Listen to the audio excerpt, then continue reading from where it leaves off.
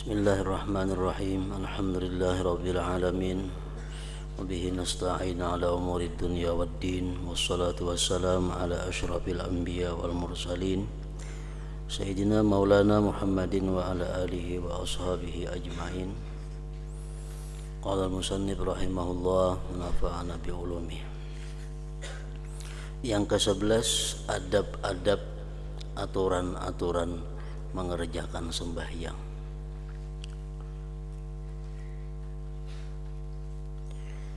Apabila engkau telah selesai bersuci daripada najis pada badan, pakaian, dan tempatmu, dan engkau telah suci daripada hadas, dan setelah engkau menutup aurat daripada lutut sampai ke pusat bagi laki-laki, dan seluruh badan kecuali muka dan tapak tangan bagi perempuan, sudah selesai tuntung semuaan, maka hendaklah engkau menghadap kiblat.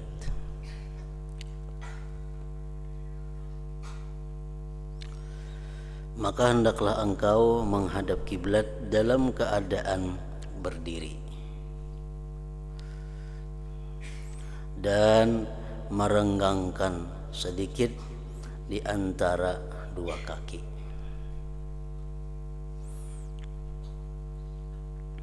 Dan merenggangkan sedikit di antara dua kaki. Jadi paling renggang kira-kira sakilan. Jarak antara batis kanan dan batis kiri itu paling renggang sakilan atau kurang pada sakilan. Jangan sampai antara dua batis itu tagatuk, kerapatan ngarannya.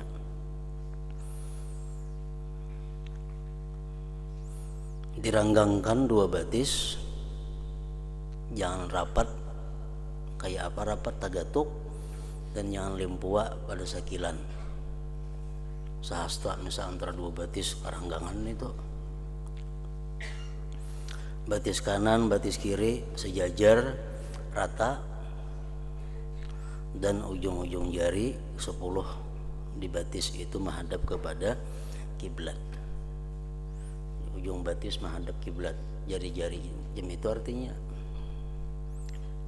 angka ini jangan kerapatan begatuk dua batis, ranggang lebih pada sekilan jangan, bermaju sedikit berundur sedikit jangan, mesti rata dan menghadap kiblat. Jangan teka itu. Karena batis kita pada adatnya, pada biasa kayak itu. Sedangkan sembahyang ini adalah ibadat yang berbeda dengan adat. Sembahyang ibadat berbeda dengan adat. Nah, adat kita batis sejem itu biasanya. Bila sembahyang jangan lagi dipakai adat, ini mesti ibadat. Nah, ibadat macam apa? Lurus batis rata akan supaya jari-jari 10 batis ini umpat seluruhnya menghadap kepada kiblat. Baik laki-laki, baik bini-bini sama itu.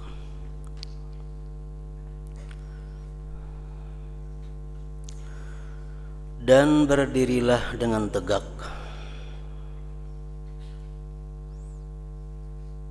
Dan berdirilah dengan tegak. Artinya kepala pun tegak. Ada perselisihan ulama mengenai kepala. Ada yang mengatakan tegak, mata melihat di tempat sujud. Tapi cagat juga. Ada yang mengatakan kepala bertunduk sedikit bertunduk, mata menghadap melihat kepada tempat sujud juga. Jadi di situ ada khilaf ulama. Kemudian baca olehmu surat qul a'udzu birabbin nas sampai akhirnya. Engkau baca surat tersebut Qul a'udzu birabbin nas tadi dengan niat untuk membintingi dirimu daripada godaan syaitan yang terkutuk. Kemudian hadirkan hatimu dan kosongkan jiwamu daripada sebarang was-was. Dan hendaklah engkau pikirkan bahwa engkau sedang berdiri di hadapan Tuhanmu dan engkau bermunajat dengan Dia.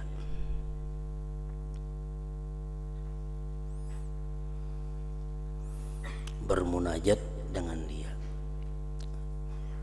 Jadi munajat itu isim masdar timbangan mufa'alah. Naja yunaji munajatan.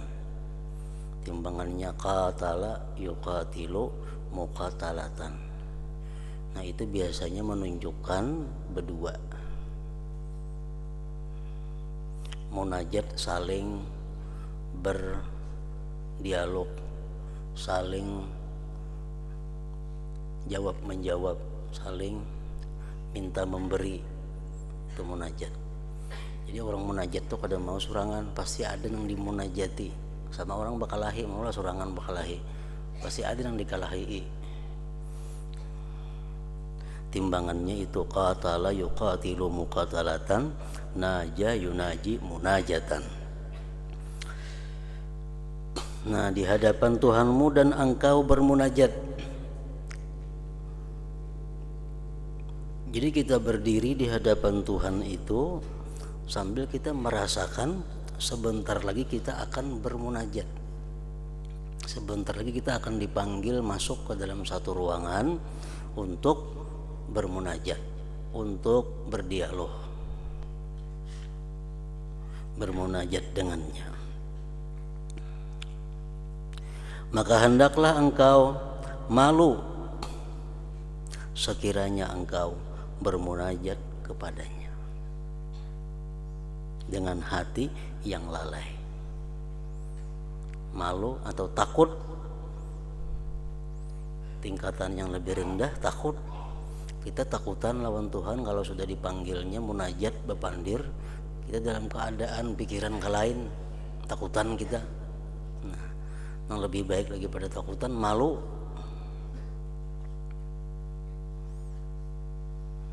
Jadi kita munajat itu mesti merasakan apa-apa yang dijawab oleh Allah terhadap yang kita baca.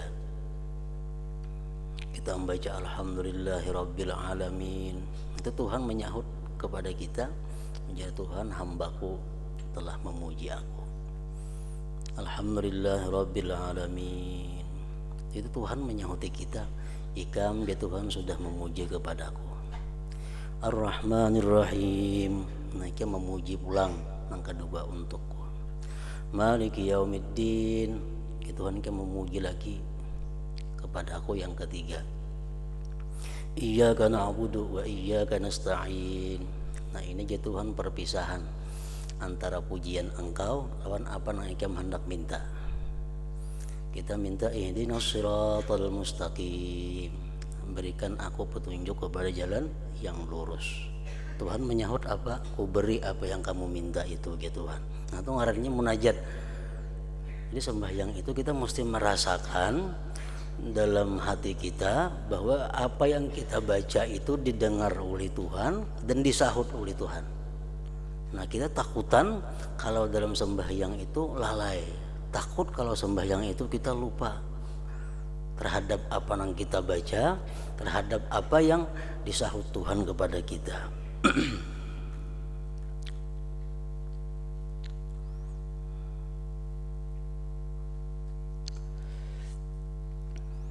Dan dengan dada yang penuh berserabut dengan was-was dunia, takut kita, bisikan syahwat dan hawa nafsu, dan ketahuilah bahwa Allah Ta'ala mengetahui segala rahasiamu. Allah tahu kita lalai, kita pikiran ke lain, Allah tahu itu. dan melihat Tuhan ke dalam hatimu, dan ia hanya menerima sembahyangmu yang khusyuk dan penuh rendah diri. Dalam sembahyang itu jelas sudah kita ada sifat rendah diri. Kenapa? Ngarannya gin sembahyang, ngarannya gin salat. Salat itu artinya apa? Permohonan, doa. Setiap orang yang minta itu mesti merendahkan diri. Kalau orang minta lawan sesuatu, minta kepada Allah dengan hati yang sombong, jelas sudah ditolak oleh orang yang kita mintai itu. Nah, sembahyang, menyembah yang kuasa. Kalau kita menyembah pasti kita merasakan bahwa diri kita ini hina. Kalau kita menyembah kita pasti merasakan diri kita berhajat. Kalau kita menyembah kita merasakan bahwa yang disembah itu orangnya mulia, agung, kaya, raya, gagah, perkasa dan sebagainya. Bila kita kadang merasakan dalam sembahyang hal-hal seperti itu, ngarannya kada sembahyang. Orang yang minta kepada orang lain, orang yang minta pasti merasa bahwa dirinya ini kurang.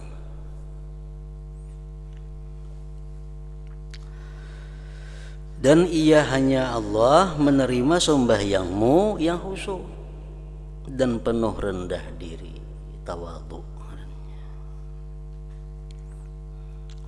Maka sembahlah Tuhanmu seakan-akan engkau melihatnya. Itu tingkatan orang-orang aulia. Sembahlah Tuhanmu seakan-akan engkau melihatnya. Itu makam ihsan yang tertinggi.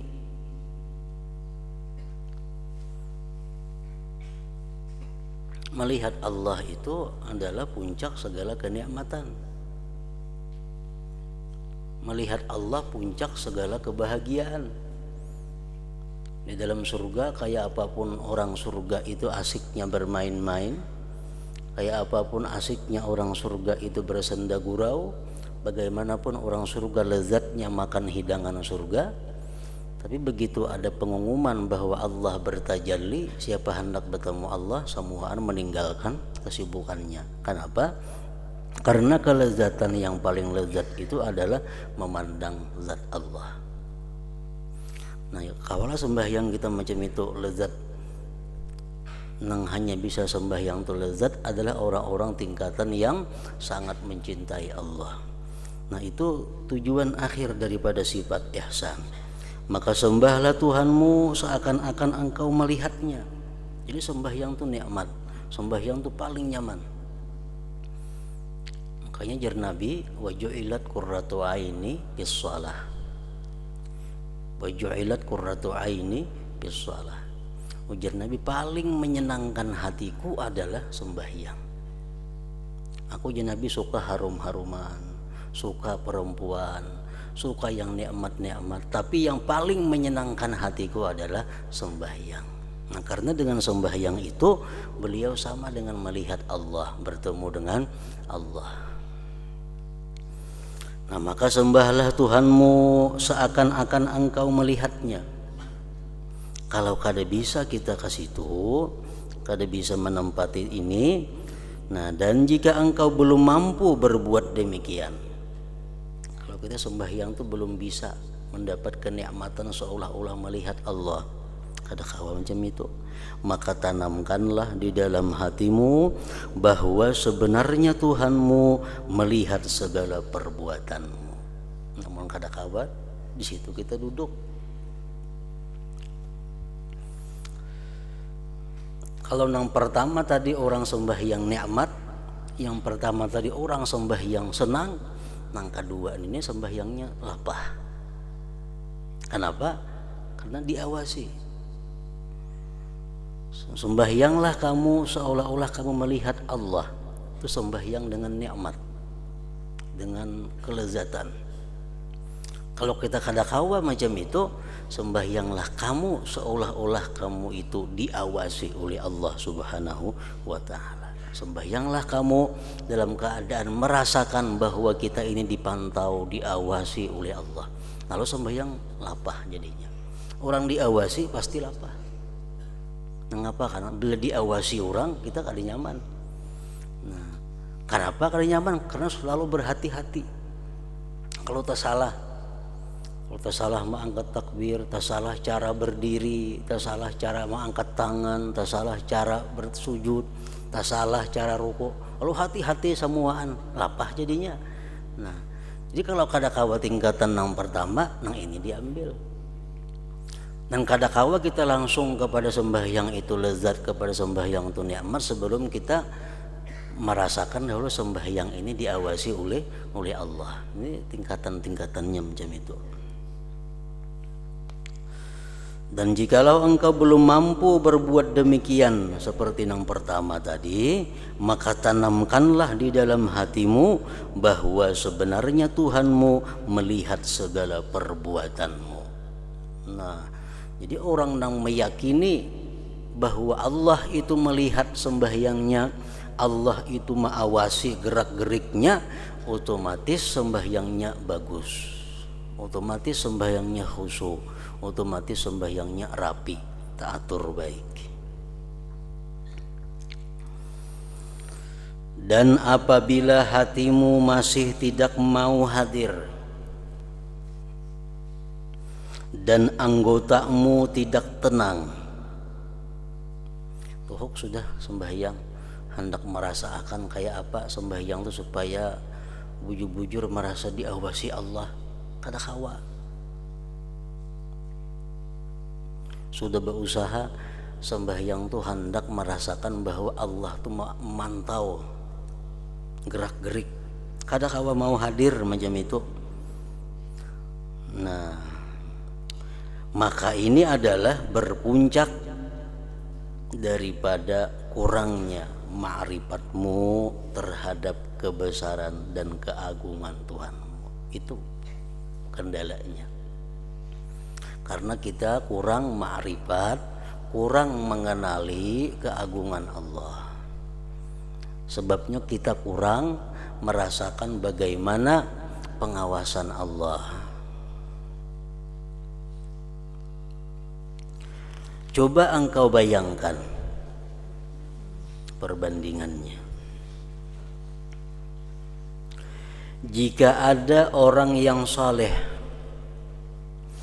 jika ada orang yang saleh daripada keluargamu atau tetanggamu atau gurumu yang sedang memperhatikan dan meneliti sembahyang, coba kita bayangkan, kita ini sembahyang di hadapan orang yang takwa, kita sembahyang di hadapan orang yang saleh di antara lingkungan kita. Pasti ketika itu engkau akan mendapati hatimu menjadi khusyuk kepadanya, kepada orang saleh tadi. Bayangkan kalau kita sembahyang di hadapan guru kita, pasti hati kita khusyuk lawan guru kita yang mengawasi itu, pasti. Ketika itu engkau akan mendapati hatimu menjadi khusyuk kepadanya dan segala anggotamu menjadi tenang di hadapannya. Gatal-gatal saja kada bani manggaru karena sembahyang di hadapan guru, karena sembahyang di hadapan orang yang saleh. Saling gatalan itu kada bani manggaru. Kenapa? Karena merasa sidin mengawasi sembahyang kita. Kita merasakan bahwa sidin memantau, melihati sembahyang kita.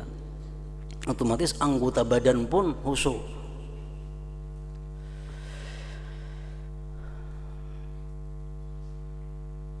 Oleh itu, kembali engkau menasihati dirimu. Sesudah itu baru kita nasihati diri kita dan katakan padanya, pada diri kita, wahai nafsuku, tidakkah engkau merasa malu kepada Allah Tuhanmu yang menciptakanmu? Betapa engkau boleh malu di hadapan manusia yang lemah, dan ia adalah salah satu daripada hamba Tuhanmu. Kenapa ikam malu sembahyang kada serius? Kenapa ikam malu sembahyang kada bujur-bujur di hadapan orang saleh? Padahal orang saleh itu hamba seperti kamu. Padahal dia adalah hamba Allah. Apabila manusia itu meneliti, mengawasi sembahyangmu, engkau boleh khusyuk, engkau bisa khusyuk, dan anggotamu menjadi tenang, dan sembahyangmu menjadi elok di hadapannya si manusia tadi. Sedangkan ia hamba tadi tidak memiliki apa-apa dan tidak dapat memberi sebarang kemudaratan atau kemanfaatan kepadamu. Kemudian betapa engkau tidak malu kepada Allah Tuhanmu yang mengetahui segala rahasiamu. Dan betapa engkau tidak merasa takut kepada kebesarannya. Apakah Allah Ta'ala itu lebih hina pada pandanganmu, lebih inting pada pandanganmu daripada salah seorang hambanya? Nah, kita arahkan pertanyaan itu kepada diri kita. Nikam di hadapan orang saleh baiknya sembahyang, khusyuknya sembahyang, rapinya sembahyang. Tapi di hadapan Allah ikam macam ini sembahyang. Apakah ikam anggap Allah itu lebih hina daripada orang yang saleh?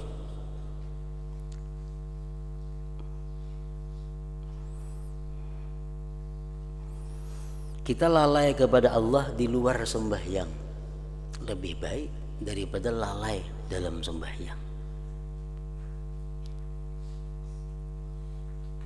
Kita berbuat sesuatu yang tidak beradab di luar sembahyang lebih baik daripada kita berbuat sesuatu yang tidak beradab di dalam sembahyang.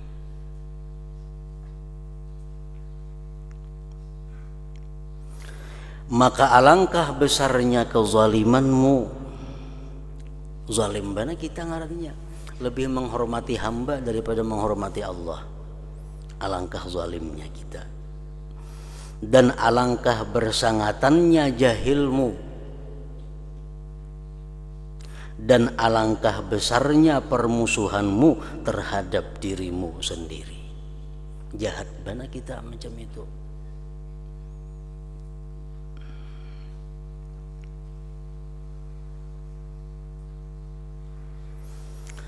Nah, maka rawatlah hatimu dengan cara-cara yang seperti ini.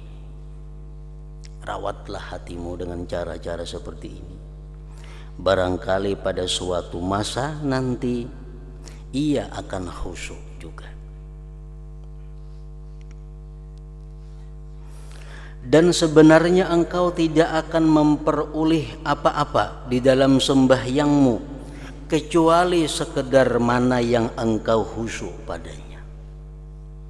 Allah akan memberikan kita ganjaran, Allah akan memberikan kita keridhaan sesuai sebesar apa kehusyuan kita dalam sembahyang.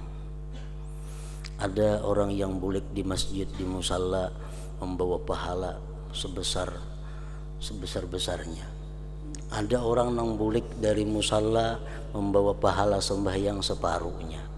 Ada orang yang bulik dari musalla membawa sembahyang pahala seperempatnya. Ada orang yang bulik sembahyang, bulik di musalla kadang membawa apa-apa. Ada lagi orang yang bulik di musalla justru imbah dipukuli orang bebalar-balar. Hadis Rasulullah mengatakan bahwa orang yang tidak memelihara sembahyang, orang yang tidak memelihara sembahyang, adabnya, khusyuknya, aturan bebarang lagi sembahyang tadi akan dibentuk oleh Allah Subhanahu wa taala menjadi kain yang hitam gelap.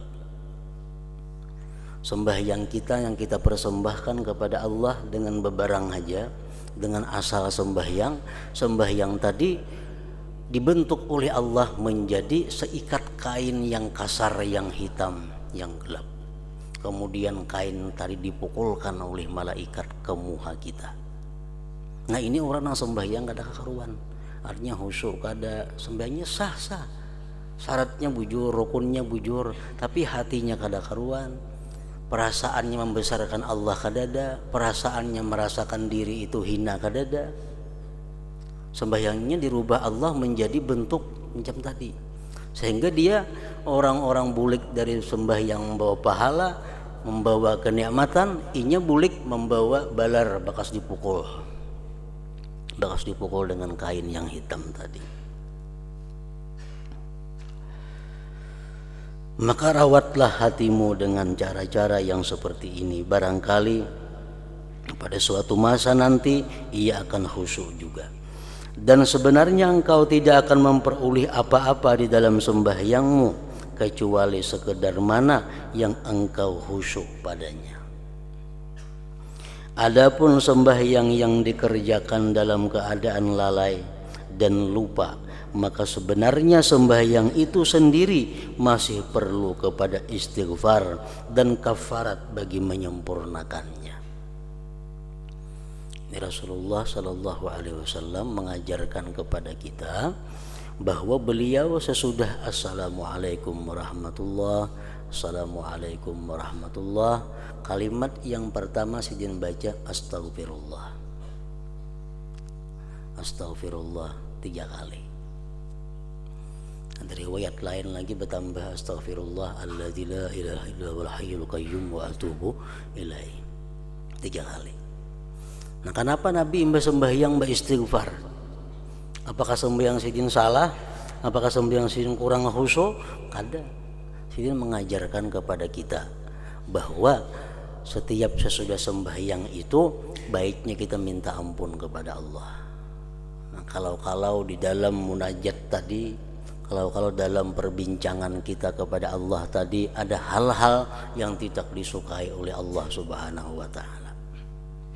Macam kita juga hilang lawan orang-orang besar, kita hilang ziarah kepada orang-orang yang mulia.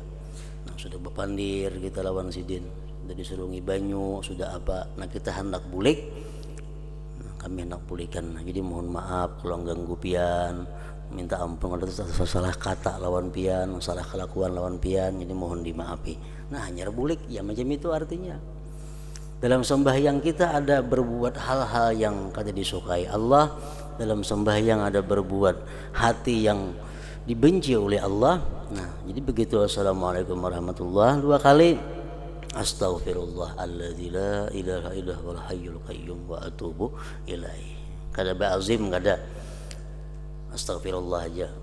Kalau bang Astagfirullah azim kada, Astaghfirullah alladzi la ilaha illa huwal hayyul qayyum wa atubu ilaihi. Astaghfirullah alladzi la 3 kali. Nah, bila mana kita demikian itu sedikit banyaknya akan mengurangi, menambali apa-apa nang kurang, mengurangi marahnya Allah terhadap kekurangan sembahyang tadi, bisa menambali nang kurangnya itu dengan istighfar sesudah sembahyang. Jadi istighfarnya 3 kali. Istighfar nang 3 kali itu mungkin orang-orang yang sedikit lalainya dalam sembahyang. Amun nang kebanyakan lalainya lebih maka pada 3 kali. Nah, ada sedikit dalam sembahyang terlintas urusan dunia, urusan macam-macam, lalu imbas sembahyang 3 kali. Amun nang bilang pol kada huso sembahyangnya itu 1000 kali mak imbas sembahyang astagfirullah itu.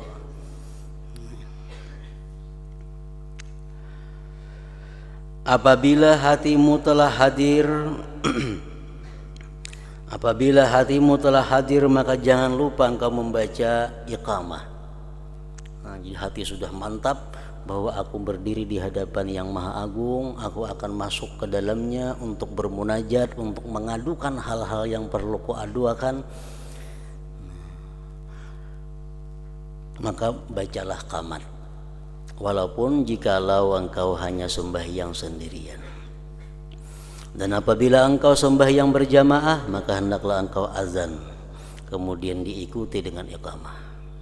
Lalu berniatlah dan kata olehmu di dalam hatimu, usalli fardal zuhri lillahi ta'ala. Tenang wajibnya tuh, usalli fardal zuhri. Nah, ditambahi usalli fardal zuhri 4 raka'atin, makmuman atau imaman adaan lillahi mustaqbilal kiblati adaan lillahi ta'ala. Itu sunat. Nang wajibnya usalli fardhu zuhri itu wajib menurut ulama fikih hingga di situ. Menurut ulama tasawuf sebuting lagi tambahi lillahi ta'ala nya itu wajib juga. Artinya sahaja aku menunaikan fardhu zuhur karena Allah. Dan hendaklah niat ini hadir di hatimu ketika engkau takbir. Dan jangan sampai niat itu hilang sebelum engkau selesai daripada lafaz takbir. Dan angkatlah kedua tanganmu ketika takbir itu. Dan angkatlah kedua tanganmu ketika takbir itu. Sehingga sampai membetuli kedua bahumu, sedangkan tanganmu itu terbuka dan jari-jarinya terhurai.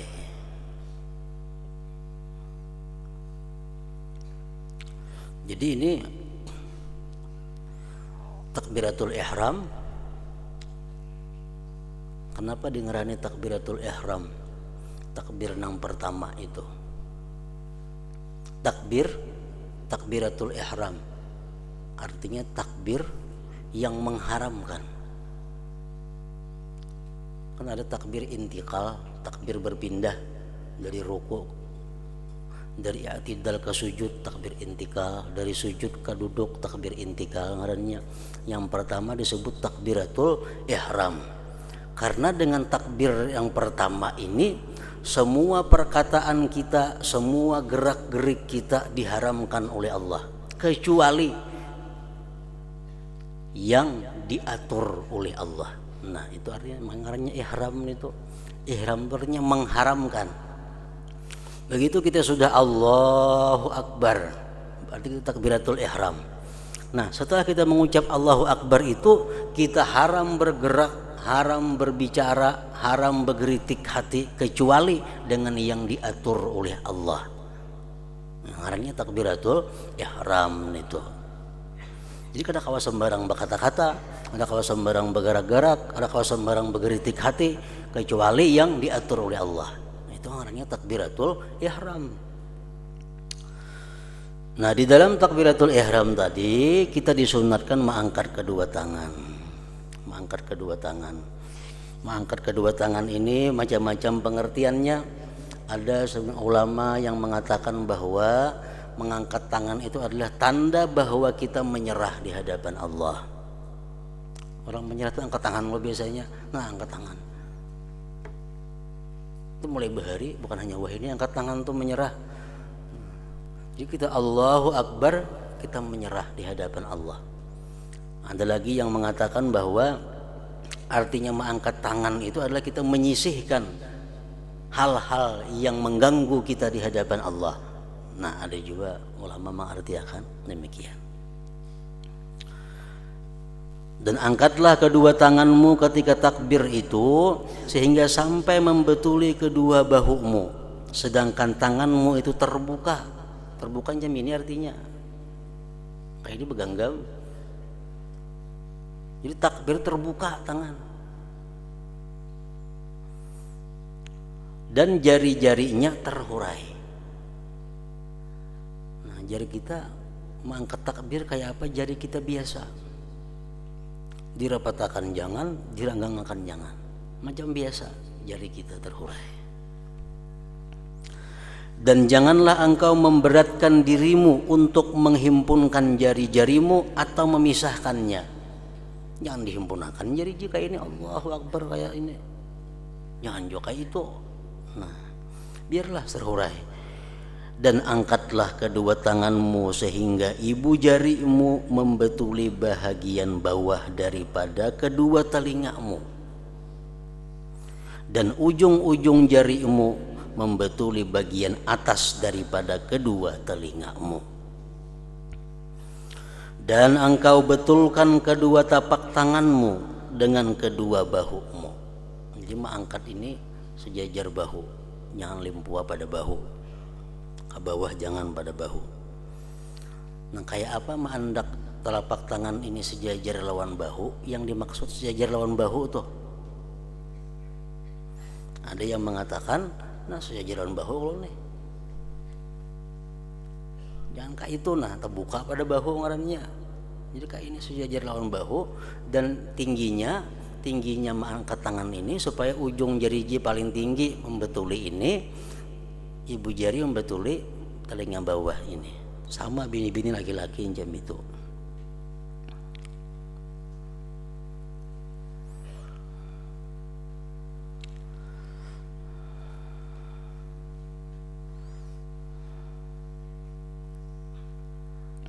Apabila tanganmu telah diletakkan di tempat yang telah disebutkan tadi, maka barulah engkau bertakbir.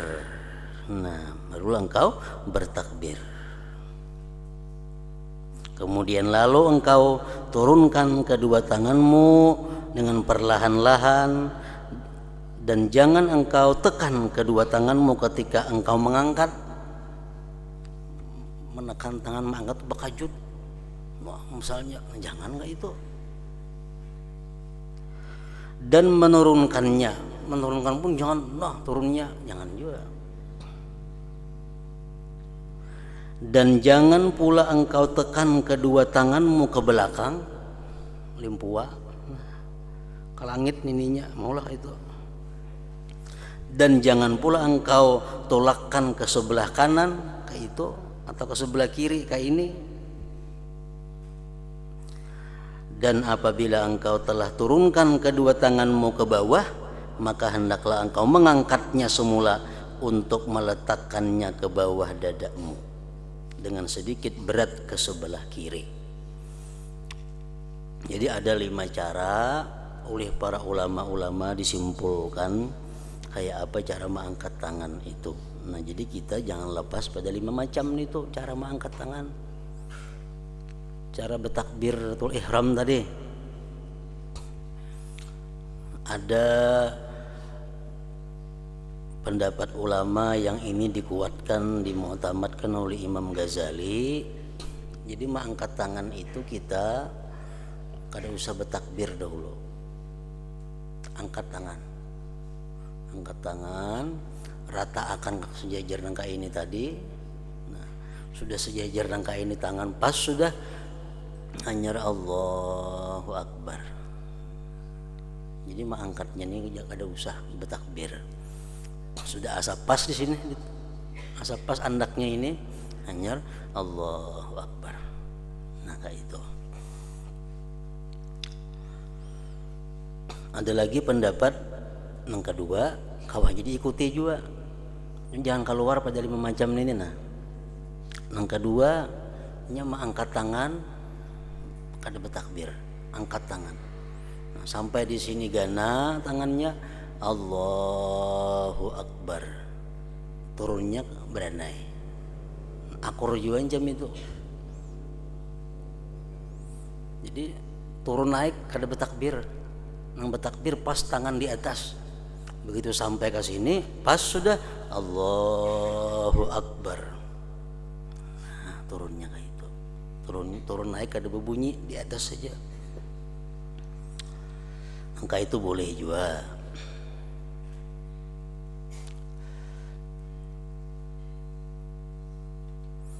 Yang ketiga ini boleh juga mengangkat tangannya bertakbir sampai di atas diam.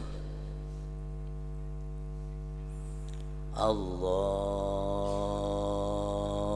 Akbar.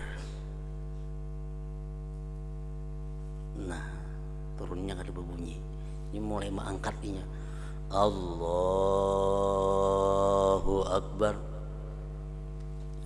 Boleh juga. Artinya pernah juga dilakukan oleh Nabi kita kayak itu, karena ulama ini menilai 5 perkara ini yang pernah dilakukan oleh Nabi.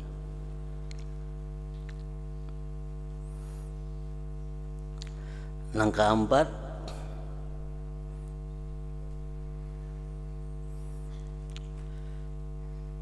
Allahu Akbar, juntayakan tangan ke bawah sama sekali. Kayaknya nyari naik akan ke sini berenai. Jarang ada kita nih tuh. Namunnya ada bujur aja juga nih tuh. Jadi tangan ke bawah sama sekali dulu juntai. Ini panjang takbirnya. Nama bina waswis cucuk nih. Allahu Akbar. Juntai ke bawah, hanya angkat ke sini. Nah, enggak empat.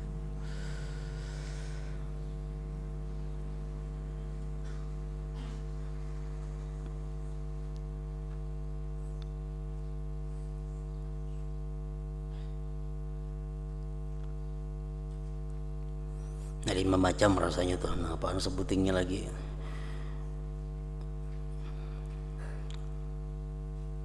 Nah, jadi jangan keluar pada itu. Dan hormatilah tanganmu yang kanan dengan meletakkannya di atas tangan kiri. Dan buka jari-jarimu yang kanan dengan engkau meletakkannya membujuri hasta tanganmu yang kiri, dan pegangkan tanganmu yang kanan itu ke atas pergelangan tangan kiri. Ya sudah tadi anak ke sini, ini kan di tengah-tengah harinya kalau menjeminin. Kita disuruh ke kiri sedikit. Sajari ya banyaknya ke kiri mengambil. Nah, sedikit ke kiri. Lepas di tengah-tengah jam ini kita disunatakan sedikit ke kiri. Kebanyakan kita terlalu ke kiri, ada lu kayak ini banyak kayak ini orang sembahyang. Nah, kakak kita lalu ke kiri, kalau kada baik dilihat, nah pirut. Bila kita kada baik, Tuhan belum kada baik. Nah, ini. Jadi di tengah ke kiri sedikit saja, asal ada ke kiri yang kaliwatan. Jadi dan buka jari-jarimu gisidin tadi, dan buka jari-jarimu yang kanan dibuka, buka ini artinya, dan engkau letakkan membujuri hasta. Nah, jari-jari membujuri hasta nih, hasta. Nah, bujur aja jari-jari bujur, membujuri hasta. Hastamu, hasta tanganmu yang kiri, dan pegang tanganmu yang kanan itu ke atas pergelangan tangan kiri. Ada mengatakan seperti itu. Enggak, ini contohnya ada. Jadi dua nang dibujurakan ke jariji ke siku kan ke pergelangan. 3 ini nang mengikuti pergelangan tangan kiri. Dan Imam Ghazali macam ini. Kenapa gisidin maka 2 ini andaknya di sini? Karena 2 ini berfungsi gisidin untuk mengandang supaya parut jangan naik ke hati, kita mikiran makan terus. Nah, yang ketiga, hati jangan turun ke parut. Jadi dikandang dengan juga jari ini. Itu mungkin tapaulnya di situ. Nah, jadi 3 jari memegang nih ingkol tangan ini. Nah, 2 jari membujur pergelangan. Nah, kayak itu. Dan baca olehmu selepas takbir itu akan 2 ibtita, Allahu Akbar kabira walhamdulillah katsira wa subhanallahi bukratan wa asila, wajjahtu wajhiya lilladzi fatara as-samawati wal arda hanifan wa ma ana minal musyrikin, inna salati wa nusuki wa mahyaya wa mamati lillahi rabbil alamin la syarika lahu bidzalika umirtu wa ana minal muslimin. Nah, situ dulu kena sambung.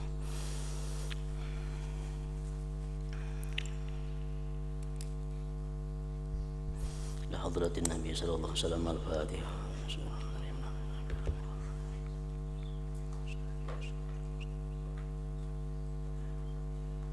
بسم الله الرحمن الرحيم الحمد لله رب العالمين اللهم صل وسلم على سيدنا محمد وآله وصحبه أجمعين اللهم اغفر لنا ما أخطأنا وما تعمدنا وما أسررنا وما أعلنا وما أسرفنا وما أنت أعلم به منا أنت المقدم وأنت المؤخر لا إله إلا أنت اللهم انفعنا بما علمتنا وعلمنا ما ينفعنا وزدنا فهما وعلما وعملا وهدى وتوفيقا برحمتك يا أرحم الراحمين صلى الله على سيدنا محمد وعلى آله وصحبه وسلم والحمد لله رب العالمين.